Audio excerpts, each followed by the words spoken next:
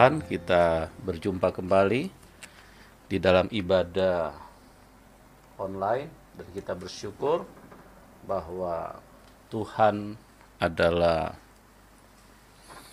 pribadi yang sangat mengasihi kita semua. Tuhan sangat rindu supaya Dia bisa berjumpa dengan anak-anaknya. Dan di dalam setiap perjumpaan dengan Tuhan, pasti ada sesuatu yang Tuhan ingin nyatakan, ingin bagikan, atau Tuhan mau supaya kita bisa menerimanya sebagai kelengkapan buat kehidupan kita di tengah-tengah dunia ini, karena kehidupan di tengah-tengah dunia ini adalah kehidupan yang sangat mencekam. Oleh sebab itu, kita perlu sekali untuk memahami rencana dan kehendak Bapa di surga. Menjalani kehidupan ini di dalam dunia itu dimulai dengan air mata. Baik yang melahirkan maupun yang dilahirkan sama-sama mengeluarkan air mata. Itu adalah sebuah bentuk kenyataan bahwa perjalanan hidup manusia di tengah dunia ini adalah sebuah perjalanan yang sangat mengerikan. Hanya karena manusia tidak menyadarinya, hanya karena manusia belum mendengarkan tentang kebenaran yang sesungguhnya, sehingga di dalam kebodohan dan juga di dalam kegelapan, manusia tidak pernah memikirkan hal-hal seperti itu. Tetapi firman Tuhan dengan jelas mencatat itu untuk menjadi petunjuk di dalam kehidupan kita. Ayub berkata di dalam kitab Ayub, Ayub pasal yang ketiga, di situ dia mengutuk hari kelahirannya.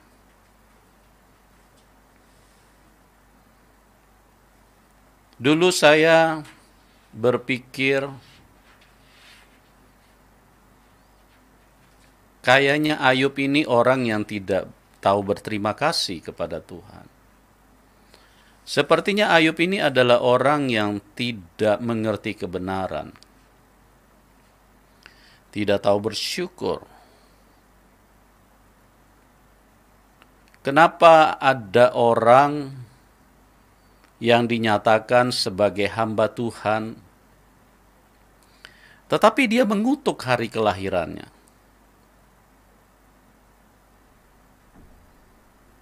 Ini adalah satu realita untuk diperhatikan dengan baik, siapapun Anda, siapapun khususnya gereja Tuhan. Karena jangan bilang lagi orang yang di luar Tuhan. Ayub adalah seorang hamba Tuhan yang sangat saleh, sangat setia, sangat takut akan Tuhan.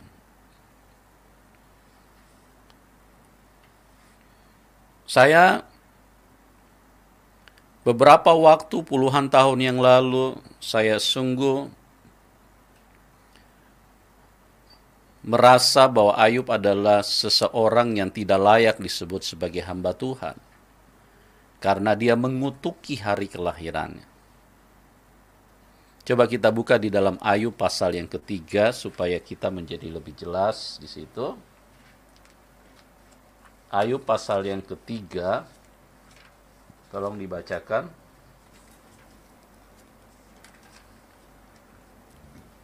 Sesudah itu Ayub membuka mulutnya dan mengutuki hari kelahirannya. Ya, Sesudah itu Ayub membuka mulutnya dan mengutuki hari kelahirannya. Ini suatu hal yang sangat penting untuk dilihat oleh gereja. Kenapa ada seorang hamba Tuhan yang sekelas Ayub sampai mengutuki hari kelahirannya? Ayub adalah seorang yang sangat saleh di zamannya. Bahkan Tuhan sendiri memuji kesalehan Ayub lewat percakapan antara Tuhan dan iblis, kalau Anda baca di dalam ayat-ayat sebelumnya. Tapi menarik sekali, ternyata di dalam perjalanan iman dari Ayub, dia mengutuki. Kita lihat ayat selanjutnya. Maka berbicaralah Ayub, biarlah hilang lenyap hari kelahiranku, dan malam yang mengatakan seorang anak laki-laki telah ada dalam kandungan.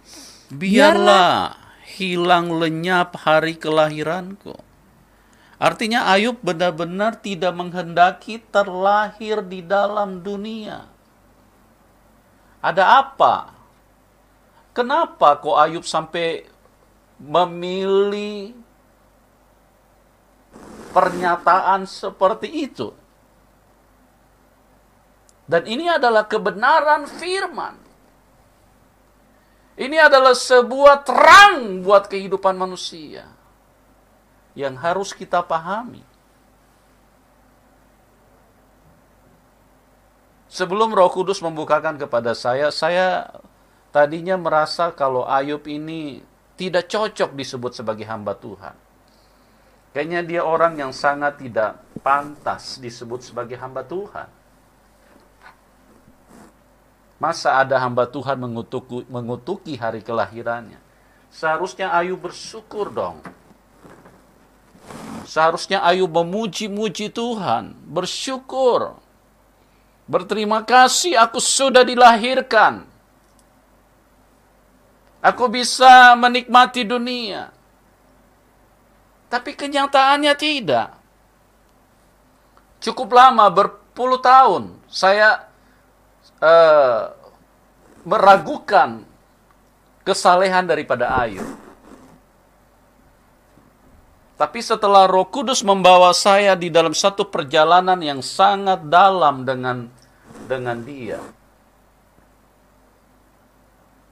saya bisa menyatakan bahwa Ayub adalah seorang hamba Tuhan yang benar. Ayub adalah seorang hamba Tuhan yang perlu untuk diperhatikan oleh siapapun kalau dia mau selamat hidup di dalam dunia ini. Kita akan masih bicara tentang bagaimana bahayanya pertempuran di dalam roh yang selama ini mungkin kita tidak tahu. Kita lihat dulu ayat-ayat selanjutnya. Biarlah hari itu menjadi kegelapan. Iya, biarlah hari itu menjadi kegelapan. Janganlah kiranya Allah yang di atas menghiraukannya, dan janganlah cahaya terang menyinarinya. Iya, karena Ayub tidak menginginkan terlahir di dalam dunia ini. Ayub tidak menginginkan bahwa dia bisa terlahir di dalam dunia ini. Kok bisa begitu? Nah, inilah yang kita harus mengerti. Ada apa dengan dunia? Kenapa dengan dunia ini? Mengapa dunia seperti itu?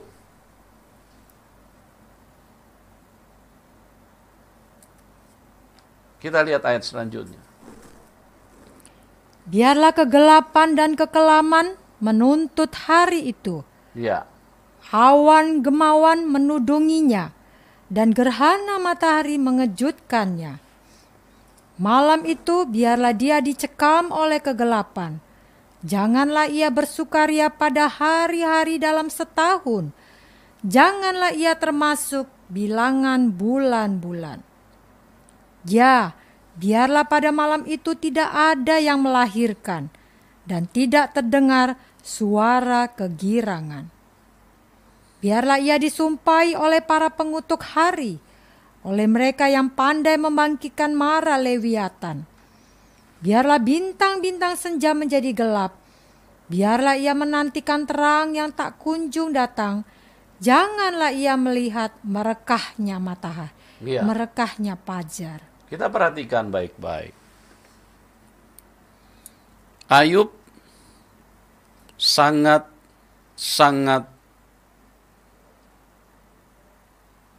jelas mengatakan tentang hari kelahirannya.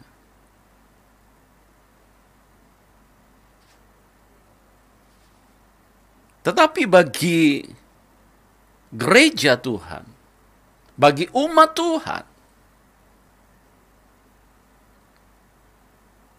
hal seperti ini tidak tersentuh, tidak terpahami.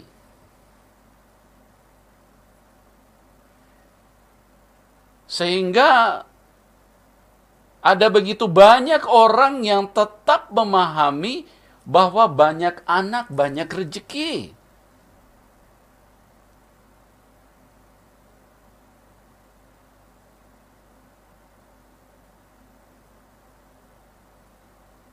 Ini adalah sebuah kenyataan yang sangat berbenturan dengan kebenaran itu sendiri. Ini adalah sebuah situasi yang dilalui oleh umat Tuhan, tetapi ternyata berbenturan dengan kebenaran. Tidak matching. Tidak sama dengan apa yang dikatakan oleh firman Tuhan. Firman Tuhan itu satu alur. Firman Tuhan itu satu tujuan. Firman Tuhan itu semuanya ke satu titik.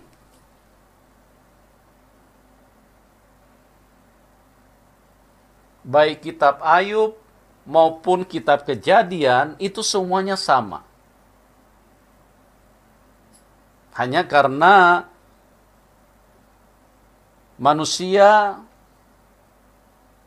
tidak masuk lebih dalam sehingga hal seperti ini tidak dipahami.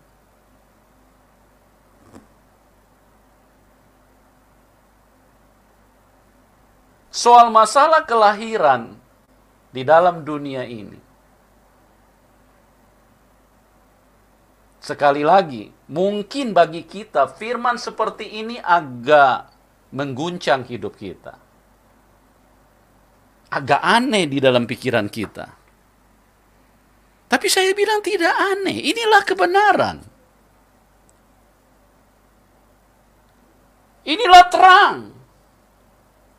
Inilah firman yang seharusnya hidup di dalam kita. Coba perhatikan baik-baik.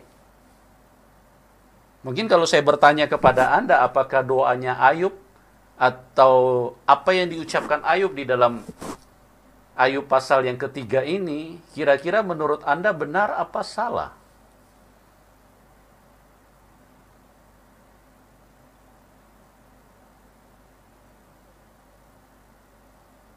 Ini satu garis, satu jalur. Satu jalur yang adalah merupakan jalur daripada kebenaran itu sendiri. Akulah jalan kebenaran dan hidup. Tidak ada seorang pun yang sampai kepada Bapa kecuali melalui aku.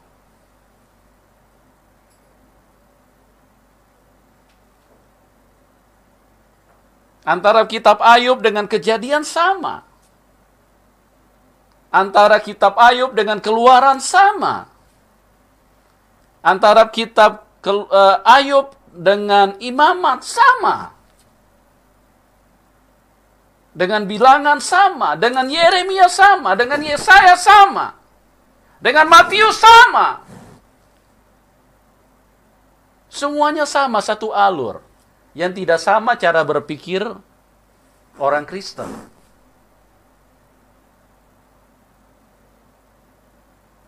Itu sebabnya saya katakan di awal tadi, betapa mengerikannya hidup manusia pada waktu mereka terlahir di dalam dunia ini.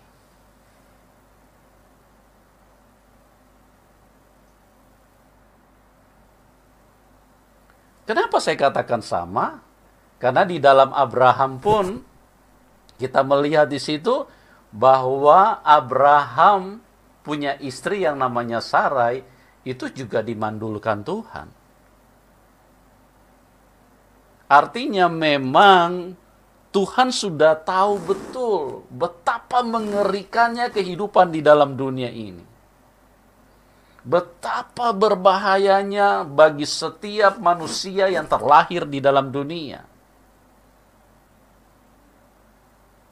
Dan bagi orang yang dikasihi Tuhan, bagi orang yang dipilih oleh Tuhan, Tuhan merancang satu sistem kehidupan dengan tujuan menyelamatkan dan dengan tujuan mengasihi mereka.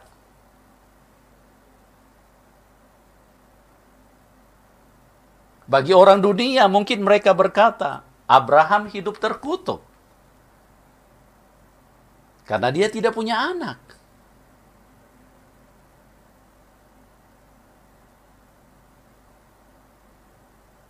Abraham adalah orang yang tidak benar. Karena dia tidak diberkati Tuhan, tidak diberikan seorang anak.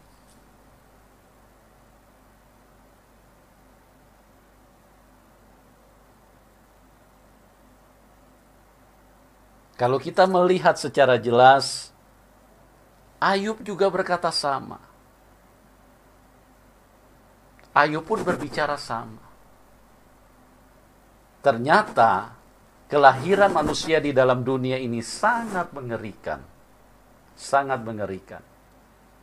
Karena manusia masuk di dalam dunia yang sangat berbahaya. Manusia masuk di dalam dunia yang sangat mematikan. Itu sebabnya kita perlu sekali untuk masuk di dalam rencana Tuhan. Karena tanpa rencana Tuhan, sekali lagi, kita tidak mungkin bisa selamat. Tanpa mengenal rancangan Tuhan, kita tidak mungkin bisa selamat. Ya, saya akan sedikit mengulas tentang latar belakang daripada perjalanan gereja Tuhan. Sampai di sini saya berharap Anda bisa mengerti.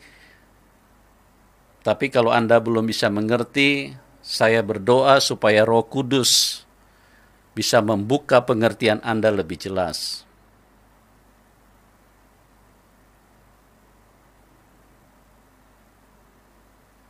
Perjalanan gereja Tuhan adalah perjalanan yang menjadi pandangan kita untuk membuat langkah kita lebih tepat di dalam hidup ini.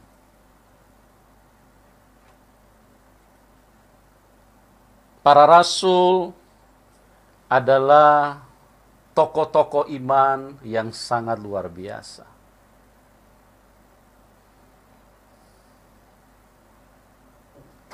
Mereka di dalam pelayanan yang begitu spektakuler.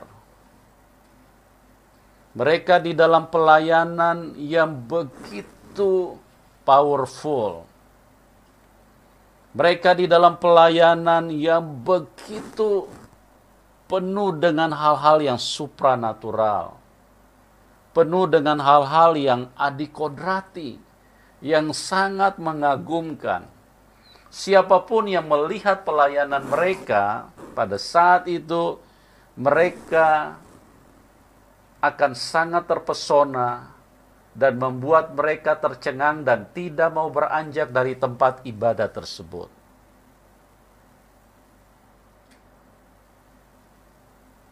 Ya, karena ibadah dipenuhi dengan kuasa Tuhan yang sangat luar biasa. Kok bisa begitu? Kita lihat dulu. Kita buka di dalam Kisah Rasul pasal yang ke-5. Kisah Rasul pasal yang ke-5 mengenai Ananias.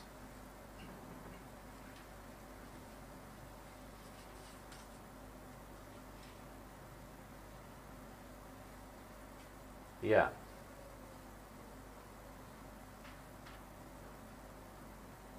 Ananias pasal yang ke-5 ayat 1 dan seterusnya. Coba dibacakan. Orang lain yang bernama Ananias, ia beserta istrinya Safira menjual sebidang tanah.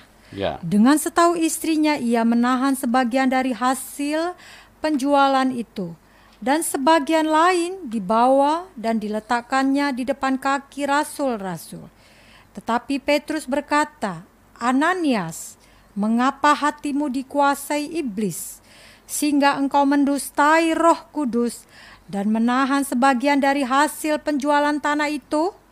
Selama tanah itu tidak dijual, bukankah itu tetap kepunyaanmu? Dan setelah dijual, bukankah hasilnya itu tetap dalam kuasamu? Mengapa engkau merencanakan perbuatan itu dalam hatimu? Engkau bukan mendustai manusia, tetapi mendustai Allah. Perhatikan baik-baik ayat yang ke-5. Ketika mendengar perkataan itu, rebahlah Ananias dan putuslah nyawanya. Ya. Maka Ketika mendengar perkataan itu, rebahlah Ananias dan putuslah nyawanya. Terus, maka sangatlah ketakutan semua orang yang mendengarkan hal itu. Lalu datanglah beberapa orang muda, mereka mengapani mayat itu, mengusungnya keluar dan pergi menguburnya. ya. Kenapa saya katakan ibadah yang dilakukan oleh para rasul adalah ibadah yang sangat mencengangkan. Ibadah yang sangat spektakuler. Tidak ada kata-kata yang cukup untuk melukiskan suasana pada waktu itu. Saya mau beri penjelasan seperti ini. Urusan kematian adalah urusan yang terpenting di dalam kehidupan manusia. Tetapi kita lihat di sini, kematian yang terjadi di sini menjadi tidak penting. Orang kalau lagi berduka, semua instansi, semua lembaga, semua organisasi, semua keadaan harus memahami itu. Negara pun harus memberikan izin bagi orang yang sedang berduka. Secara otomatis semua akan ikut terbawa dengan situasi seperti itu. Karena orang ini sedang dirundung dengan situasi yang sangat memilukan bagi kehidupan mereka. Kantor harus memberikan izin untuk dia tidak masuk kantor.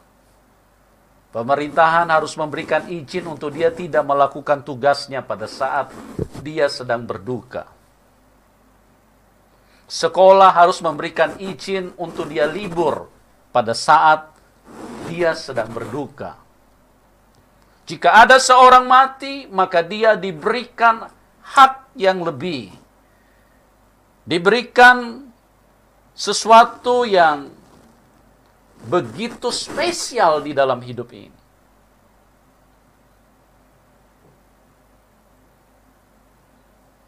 Begitu menjadi sorotan, begitu menjadi perhatian, begitu menjadi sesuatu yang sangat-sangat prioritas di dalam kehidupan siapapun kalau dia sedang mengalami kedukaan. Tidak ada perusahaan yang berani protes kalau dia tidak masuk.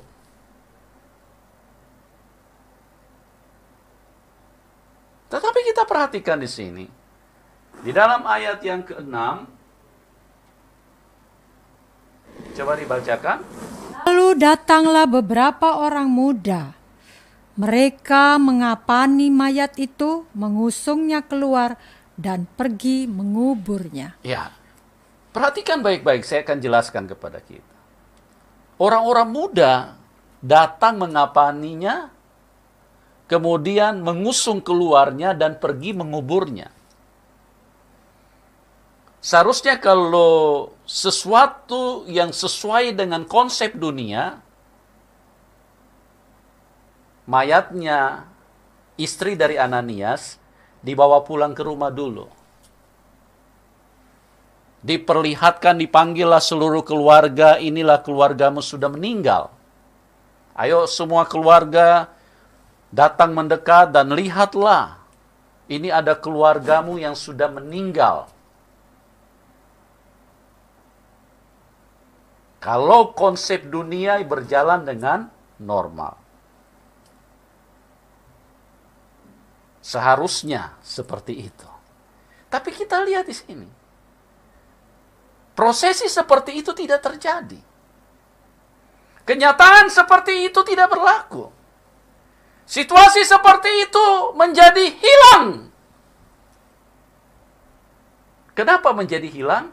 Karena mereka sedang menikmati suatu ibadah yang sangat-sangat luar biasa.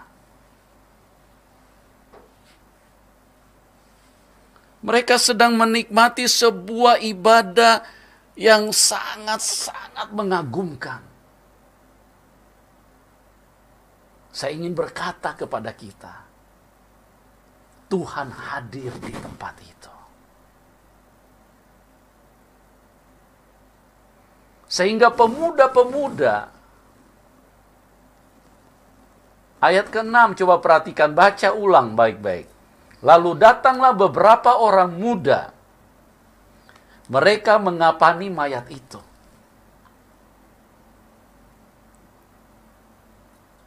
Mengusungnya keluar dan pergi menguburnya. Kalau konsep yang benar, menurut dunia, seharusnya rame-rame orang yang ibadah di situ dikejutkan dengan kematian seseorang yang secara tiba-tiba, maka ibadah berhenti, tutup ibadah. Ini ada kematian. Ini ada sesuatu yang perlu untuk menjadi sorotan bagi semuanya di situ. Dibawa kepada keluarganya untuk ditangisi rame-rame bersama-sama. Karena kematian. Ada orang yang kehilangan. Tapi perhatikan baik-baik. Jemaat yang ada di situ tidak beranjak sedikit pun. Firman Allah berkata dengan tegas, hanya beberapa orang muda. Firman Allah adalah kebenaran yang harus kita lihat secara benar. Mereka tidak membawa pulang mayatnya, istri Ananias bawa pulang ke rumah, terus kemudian mengadakan ibadah duka.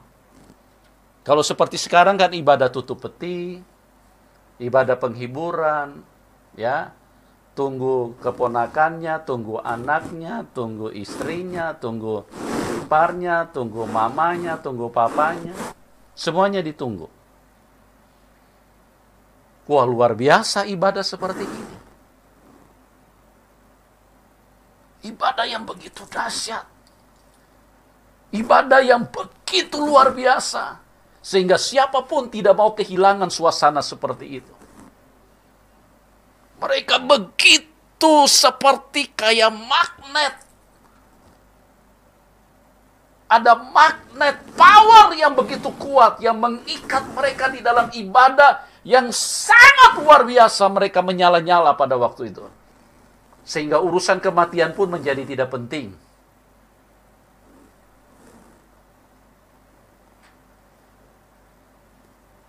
Kalau dia disingkirkan dari situ, itu hanya karena supaya tidak mengganggu. Karena dia sudah jadi mayat. Nah, kita perhatikan baik-baik. Ini penjelasan ayat selanjutnya lebih mengguncang kehidupan kita. Ya. Ayat ke-7. Kira-kira 3 jam kemudian, masuklah istri Ananias. Iya. Tetapi, Sorry, tadi Ananias ya. Sekarang istri Ananias. Kira-kira 3 jam kemudian masuklah istri Ananias. ya. tetapi ia tidak tahu apa yang telah Nah, terjadi. ini loh yang saya ingin katakan kepada kita. Istri Ananias pun tidak tahu kalau suaminya sudah ada di dalam kuburan. Apalagi orang lain, apalagi keluarganya. Istrinya pun tidak diberitahu. Istrinya pun tidak tahu kalau suaminya sudah mati saat itu, sudah ada di dalam kuburan.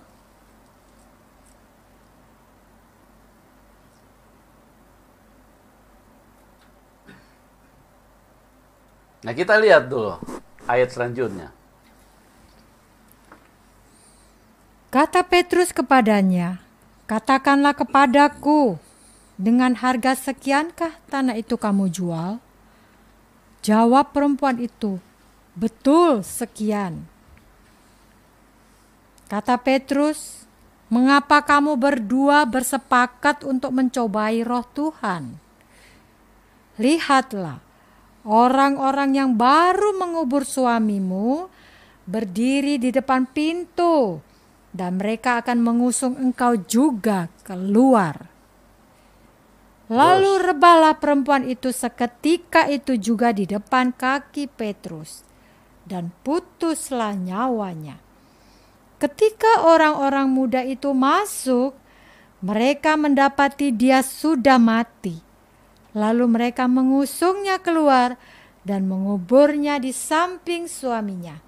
Luar Maka, biasa, saudaraku. sangat ketakutanlah Sampai di situ seluruh saja. Cukup. Ya. Kita perhatikan baik-baik. Ananias sudah dikubur, tapi istrinya tidak tahu. Istrinya tidak tahu. Kenapa bisa seperti itu? Ada apa dengan ibadah di situ? Ada apa? Ibadah seperti apa yang sedang terjadi yang dipimpin oleh Petrus? Saya yakin kalau di zaman sekarang tiba-tiba ada orang sedang ibadah, tiba-tiba ada orang yang mati di depan pendeta, maka ibadah itu akan berhenti dengan seketika. Dan kemudian membawa mayatnya kepada keluarganya supaya diurus dan diberikan ibadah penghiburan. Tapi di sini menarik sekali. Saya mau beritahu kepada kita, ini adalah ibadah yang sangat mengagumkan. Ini adalah suasana yang sangat-sangat surgawi. Tuhan benar-benar bertata dan hadir di dalam ibadah itu. Sehingga pemuda-pemuda itu yang pergi mengubur Ananias, mereka tidak ingin kehilangan momen untuk menyaksikan kespektakuleran daripada ibadah tersebut. Pemuda-pemuda di situ merasa rugi sekali kalau mereka kehilangan momen-momen yang begitu dahsyat, di mana Tuhan menyatakan dirinya secara luar biasa di tempat itu. Mereka habis kubur, mereka habis tanam Ananias, mereka langsung balik di tempat itu. Karena mereka sangat takut kehilangan kesempatan ibadah di tempat itu. Wow, ini ibadah yang sangat-sangat mengguncangkan dunia. Dan dengar baik-baik umat Tuhan. Gereja Tuhan di akhir zaman harus sampai kepada ibadah yang model seperti itu. Kalau Anda tidak sampai kepada ibadah yang model seperti itu, maka saya ingin katakan Anda jangan tersinggung. Gereja Tuhan masih jauh daripada standarnya Tuhan. Saya harap Anda bisa menangkap ini. Ya, karena bahasa-bahasa seperti ini mungkin Anda baru dengar atau mungkin juga Anda sedikit kaget-kaget dengarnya.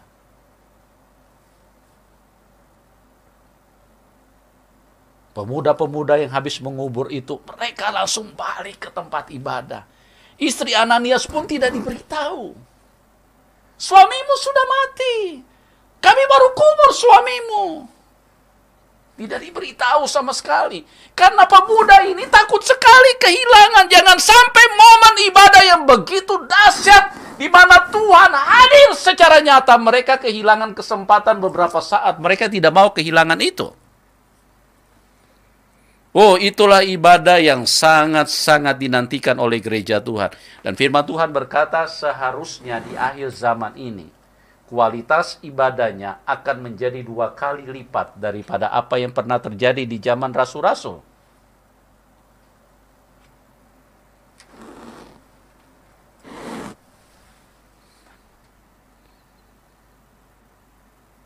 Tetapi apa yang terjadi gereja Tuhan?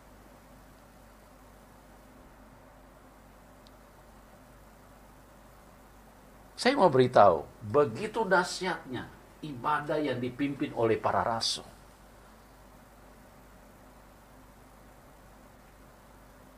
Begitu hebatnya mujizat-mujizat yang terjadi. Begitu mempesona, begitu mengagumkan.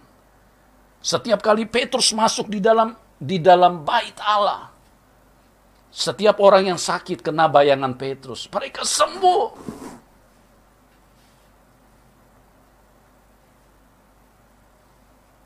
Tetapi yang saya mau beritahu kepada kita, dengar baik-baik gereja Tuhan.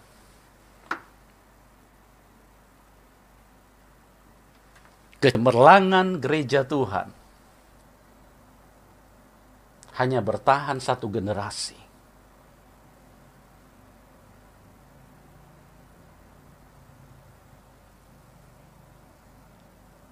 Pelayanan yang begitu menyala-nyala secara luar biasa, yang mengguncang seluruh sendi-sendi dunia, itu hanya bertahan 1 generasi, saudaraku. Hanya bertahan 1 generasi. Tidak bertahan lama.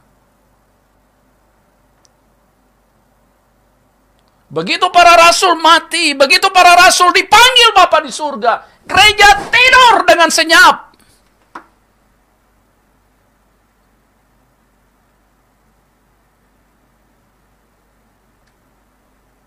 Bahkan ada gereja yang tidur tidak bangun-bangun.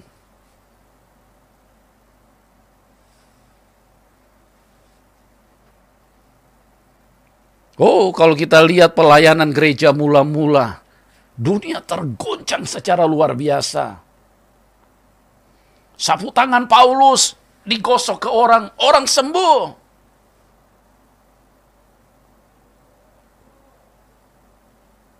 Orang mati dibangkitkan. Mujizat-mujizat yang begitu dahsyat terus terjadi di dalam hidup mereka.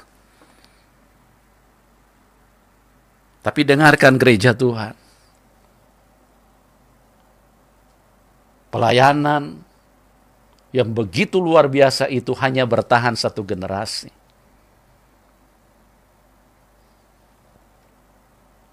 Kok bisa begitu, Pak Pendeta?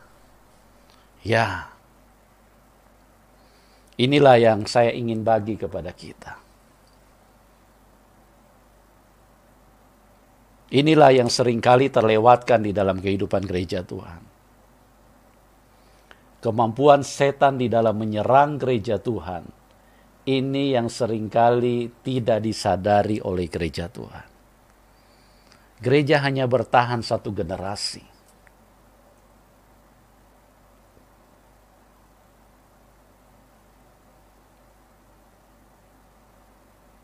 Gereja hanya bertahan 1 generasi. Oke, saya mau beritahu kepada Anda.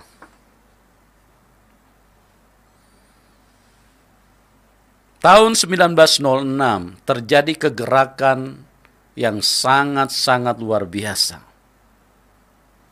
di Azusa Street. Bahkan banyak hamba Tuhan yang menyatakan itu sebagai Pentakosta kedua.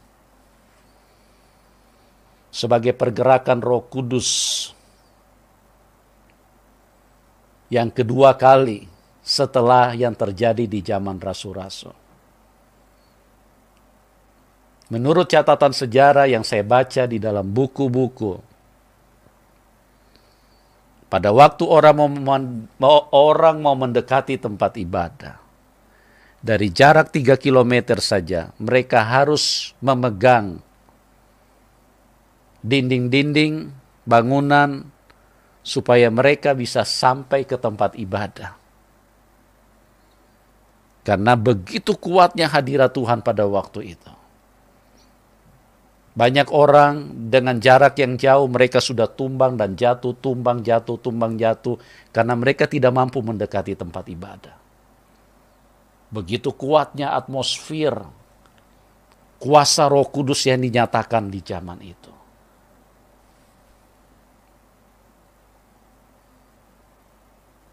Sangat-sangat dahsyat. Seluruh dunia pada waktu itu mengarahkan pandangannya kepada Azusa Street.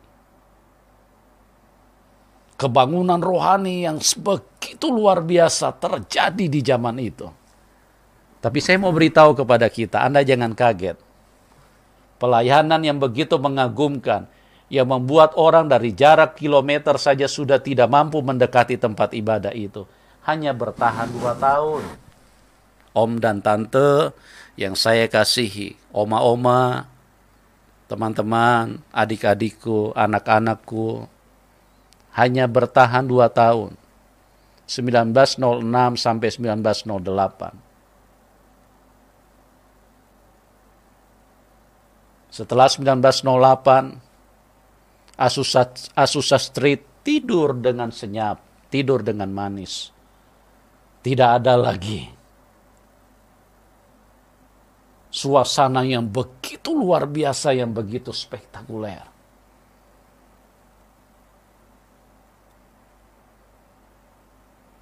Kok bisa seperti itu, Pak? Ya, inilah yang saya ingin beritahu kepada kita. Inilah yang saya ingin share buat kita.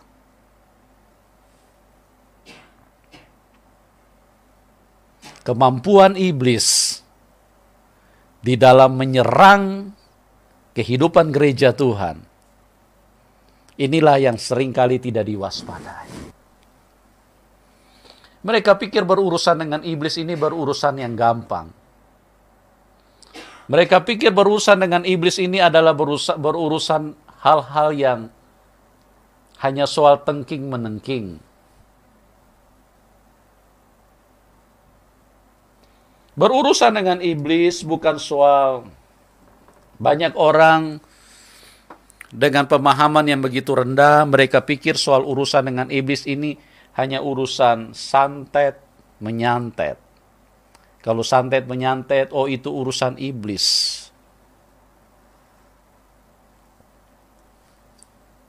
Itu hanya kulit luarnya. Ada orang pikir berurusan dengan iblis, oh kalau soal urusan dukun, itu urusan dengan iblis. Itu hanya kulit luarnya. Ada juga orang berpikir, oh kalau sihir, itu urusan iblis. Itu baru kita mengenal, oh peperangan kita dengan sihir-sihir seperti itu, dengan dukun-dukun.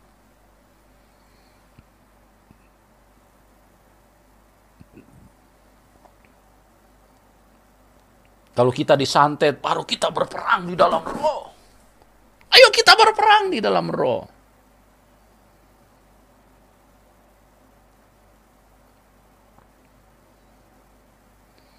Terus apa lagi? Mungkin ada yang berpikir, oh kalau sesajen-sesajen. Kalau penyembahan-penyembahan, memberikan makanan di pinggir jalan, di laut, atau menyembah batu, menyembah pohon, dan lain-lain. Oh itu baru namanya peperangan di dalam roh. Hal-hal seperti itu hanya kulit luarnya.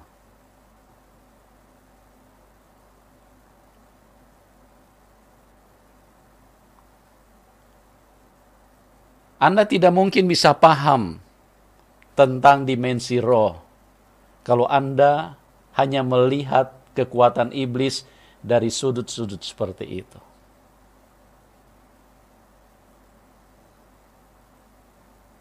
Bahkan saya mau beritahu kepada kita, dengarkan gereja Tuhan. Justru di dalam kehidupan-kehidupan yang sangat kita anggap suci, yang sangat khusus, di situ setan bisa masuk dengan cara yang tidak terduga. Di situ setan bisa hadir dengan cara yang sangat-sangat cepat. Dengan begitu mudah, gereja bisa ditaklukkan oleh iblis. Oleh sebab itu, kita perlu penuh dengan Roh Kudus. Tuhan Yesus mengirim Roh Kudus-Nya 2000 tahun yang lalu. Dan hari ini diperingati sebagai hari pencurahan Roh Kudus.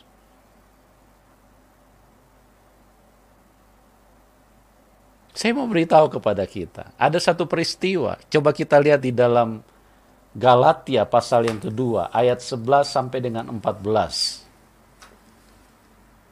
Galatia pasal 2 ayat 11 dan 14. 11 sampai dengan 14. Tetapi waktu Kefas datang ke Antiokia, aku berterang-terang menentangnya sebab ia salah. Karena sebelumnya beberapa orang dari kalangan Yakobus datang, ia makan sehidangan dengan saudara-saudara yang tidak bersunat. Tetapi setelah mereka datang, ia mengundurkan diri dan menjauhi mereka karena takut akan saudara-saudara yang bersunat. Dan orang-orang Yahudi yang lain pun turut berlaku munafik dengan dia. Sehingga Barnabas sendiri turut terseret oleh kemunafikan mereka. Tetapi waktu kulihat bahwa kelakuan mereka itu tidak sesuai dengan kebenaran Injil, aku berkata kepada Kefas di hadapan mereka semua, jika engkau seorang Yahudi hidup secara kafir dan bukan secara Yahudi, bagaimanakah engkau dapat memaksa saudara-saudara yang tidak bersunat untuk hidup secara Yahudi? Ya, Kefas adalah Petrus. Petrus adalah rasul besar. Karena tadi saya sudah katakan di Kisah Rasul 3, bayangan Petrus saja bisa menyembuhkan orang. Lewat tangan Petrus orang mati bisa bangkit. Lewat perjalanan Petrus ada begitu banyak mujizat yang terjadi. Ada begitu banyak hal yang menggetarkan dunia ini. Tapi di sini kita melihat bahwa kita kembali ke ayat 11. Ayat 11. Tapi waktu Kefas datang ke Antiokia. Iya, waktu Petrus datang ke Antiokia. Aku berterang-terang menentangnya. Sebab ia salah. Nah, dengar baik-baik umat Tuhan. Ya. Hamba Tuhan yang sekelas Petrus sekalipun, dengan begitu mudah bisa jatuh di dalam kegelapan. Hamba Tuhan yang sekelas Petrus, dengan begitu mudah bisa terkalahkan pada saat itu. Coba kita baca di dalam ayat 12. Karena sebelum beberapa orang dari kalangan Yakobus datang, ia makan sehidangan dengan saudara-saudara yang tidak bersunat. Tetapi setelah mereka datang, ia mengundurkan diri dan menjauhi mereka karena takut akan saudara-saudara yang bersunat. Ya, di sini kita perhatikan baik-baik. Petrus yang begitu luar biasa. Petrus adalah seorang rasul yang begitu dahsyat. Dipilih langsung oleh Tuhan Yesus. Pernah berjalan di atas air bersama Tuhan Yesus. Mujizat-mujizat yang dilakukan oleh Tuhan Yesus, dia ada di situ.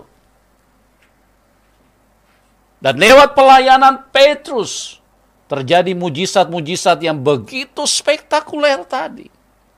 Lewat pelayanan yang dilakukan oleh Petrus. Pemuda-pemuda yang menguburkan Ananias dan istrinya. Itu tidak mau beranjak karena mereka begitu terpesona dengan suasana ibadah yang dipimpin oleh Petrus.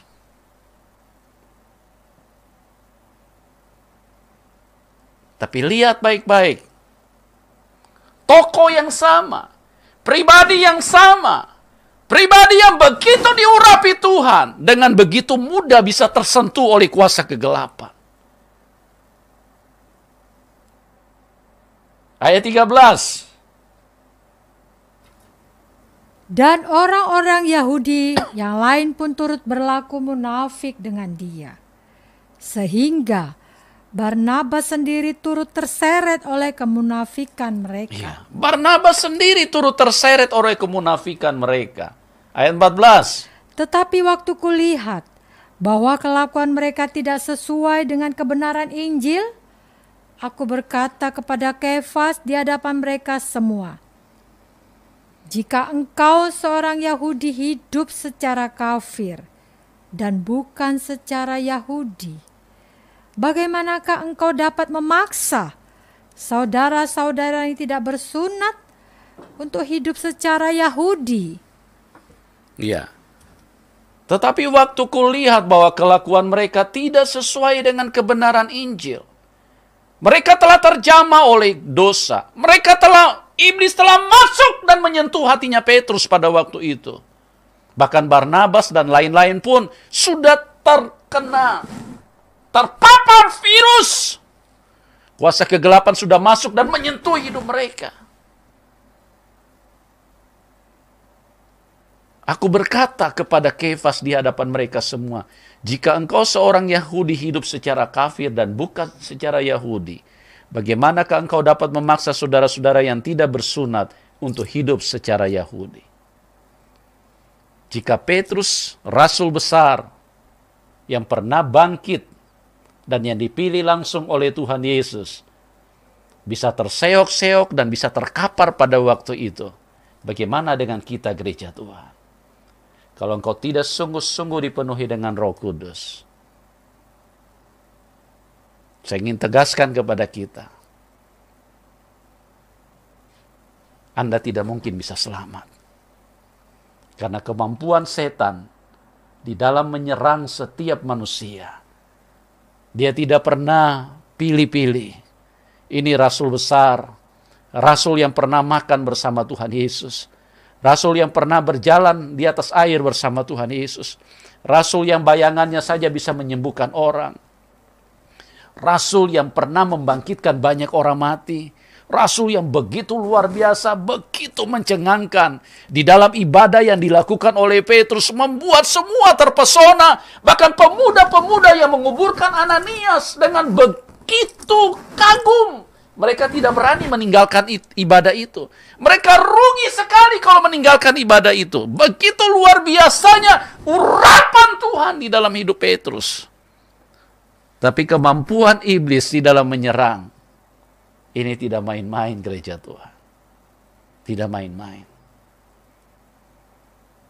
Dalam hitungan detik, seorang rasul besar terpapar virus dari iblis dan masuk menyentuh kehidupan mereka. Kalau Paulus tidak ada di situ pada waktu itu, dan Paulus tidak bicara kebenaran, kalau Paulus tidak menyatakan kebenaran pada saat itu, maka Petrus larut di dalam dosa, dan dia tidak sadar pada waktu itu. Jadi urusan iblis bukan hanya urusan santet menyantet, ya. Saya lihat banyak gereja Tuhan kalau sudah namanya urusan perdukunan, urusan santet, apalagi kalau pendeta-pendeta yang berlatar belakang dan suka membahas dunia-dunia santet kayak begitu, kayaknya laris sekali. Saya ingin katakan kepada Anda, tolong Anda jangan marah, saya tidak menghakimi siapapun. Kalau Anda hanya memahami dunia roh seperti itu, maka kehidupanmu, tolong jangan marah saya, kehidupanmu tidak mungkin bisa selamat. Ya. Kehidupan yang seperti itu adalah kehidupan yang sangat rendah di dalam dunia roh. Kalau Anda mau mengenal dunia roh yang sesungguhnya, Belajarlah dari kehidupan Tuhan Yesus dan kehidupan para rasul yang begitu luar biasa. Itu sebabnya Ayub mengatakan, dia mengutuki hari kelahirannya. Karena perjalanan di dalam dunia ini tidak mudah, gereja Tuhan. Tidak mudah. Sangat tidak mudah. Istrinya Ayub sendiri pun bisa menjadi begitu kesetanan pada waktu itu. Tidak mudah. Pasanganmu juga mungkin bisa menjadi begitu kesetanan. Dan engkau berjalan di dalam iman. Itu tidak mudah. Tidak mudah. Mungkin temanmu. Mungkin orang tuamu. Orang-orang yang di sekitarmu bisa dengan begitu mudah dikuasai oleh kegelapan. Bahkan mungkin diri Anda sendiri pun bisa dengan begitu mudah disentuh oleh kuasa dosa. Itu sebabnya kita balik kepada kitab Ayub. Dia berkata, kita balik di dalam ayat Ayub pasal yang ketiga tadi. Supaya kita menjadi jelas. Ayub pasal yang ketiga. Sesudah itu Ayub membuka mulutnya dan mengutuki hari kelahirannya. Berat, teman-teman. Inilah dunia roh yang sesungguhnya. Santet itu bukan dunia roh yang sesungguhnya. Itu anak sekolah minggu pun juga sudah tahu. Kalau lihat santet-santet itu setan. Gak perlu dijelaskan panjang lebar. Gak perlu dijelaskan panjang lebar. Tapi di dalam ketidakdewasaan gereja Tuhan, di dalam kekanak-kanakan roh mereka, mereka senang sekali kalau ada pendeta hamba Tuhan yang bahas soal begituan. Sepertinya itu sesuatu yang sangat luar biasa. No. Inilah dunia roh yang sesungguhnya. Dengarkan Ayub berkata, sesudah itu Ayub membuka mulutnya dan mengutuki hari kelahirannya. Kenapa? Karena di dalam alam roh begitu luar biasa terjadi peperangan. Sehingga apapun bisa terjadi dengan begitu mengerikan di dalam hidup seseorang. Pada saat iblis melakukan serangan yang begitu gencar dan bertubi-tubi, Ayub pada waktu itu sempat putus asa dan tidak tahan menghadapinya. Sampai dia mengutuki hari kelahirannya. Ya. Berurusan di dalam dunia roh bukan hanya sekedar Anda menyanyi dan memuji Tuhan, bukan. Tapi firman Tuhan berkata di dalam Efesus 6, ambillah seluruh perlengkapan senjata Allah. Kenakanlah itu. Kita balik ke Ayub pasal 3. Ayub pasal 3. Ya, maka berbicaralah Ayub, biarkanlah hilang lenyap hari kelahiranku. Tidak mudah, teman-teman. Tidak mudah. Kadang-kadang saya harus jujur. Kadang-kadang saya begitu ketakutan. Dan itulah yang membuat saya terus bergantung. Dan membuat saya datang kepada Tuhan dengan ratap tangis yang begitu mengerikan. Karena menjalani hidup ini tidak mudah. Kalau engkau tidak sungguh-sungguh dipenuhi dengan Roh Kudus, engkau tidak mungkin bisa bertahan.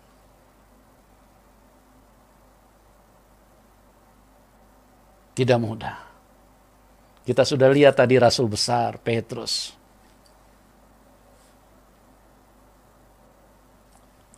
Apa yang sedang terjadi dengan dirimu?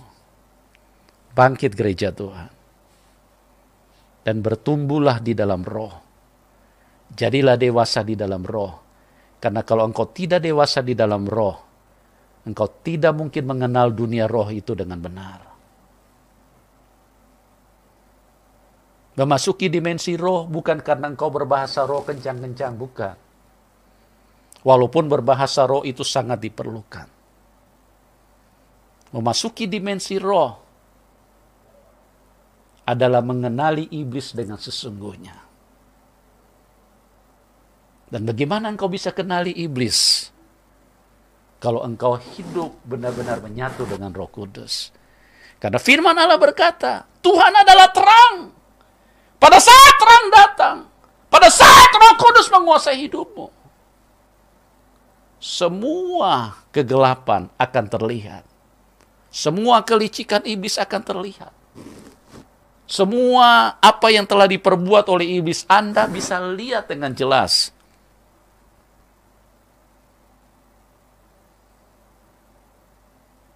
Kenapa saya bisa melihat?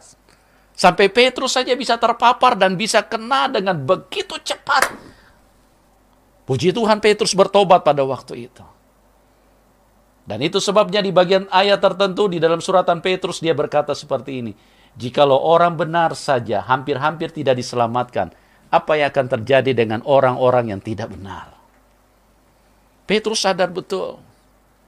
Orang benar saja bisa hampir-hampir tidak diselamatkan.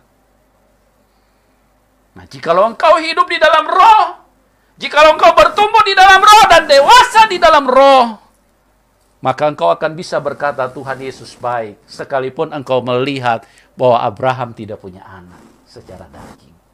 Karena itulah yang terbaik, itulah dimensi roh. Dunia dagingnya harus mati secara total. Satu jalur kan? Ayub mengutuki hari kelahirannya, Tuhan tidak memberikan anak kepada Abraham. Kalau secara manusia kita berkata, wah Tuhan tidak baik. Tuhan apa itu yang berjanji kepada Abraham? Lihat di pasir di tepi pantai. Lihat bintang di atas, seperti itulah keturunanmu.